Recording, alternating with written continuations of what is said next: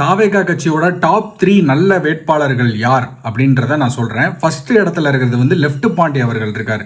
அவரோட சாதனை பட்டியல் பத்தி நான் சொல்றேன். என்னன்னா, ஆபாச படங்களை அனுப்பின கேஸு, அப்புறம் பிளாக்ல சரக்கு ஓட்டின கேஸு, அப்புறம் வந்து பைக்கை வந்து ரோட்ல ஓட்டி பப்ளிக் நியூசன்ஸ் பண்ண கேஸு, இப்படின்னு நிறைய கேஸ் வந்து அவர் மேல வந்து இருக்கு.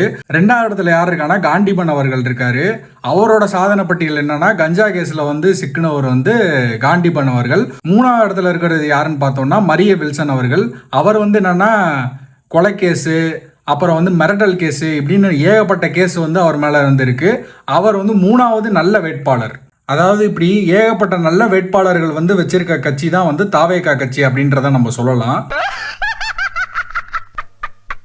பெண்களுக்கு பாதுகாப்பு பத்தி பேசுறாங்க, மக்களுக்கு நல்லது பண்றதை பத்தி பேசுறாங்க, இப்படிலாம் வந்து பேசுறாங்க. ஆனா அவங்க கட்சியில உள்ளவங்களை பார்த்தோம்னா பாலியல் தொல்லை கொடுத்தவங்க, அப்புறம் வந்து கொலை கேஸ்ல சிக்கினவங்க, கஞ்சா கேஸ்ல போனவங்க அப்படின்னு சொல்லிட்டு ஏகப்பட்ட பேர் வந்து வேட்பாளரா வந்து இருக்காங்க.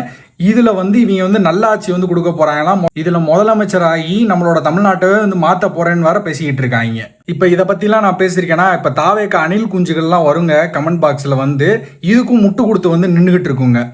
சரியான முட்டாத்தற்குறிகளா இருக்குங்க.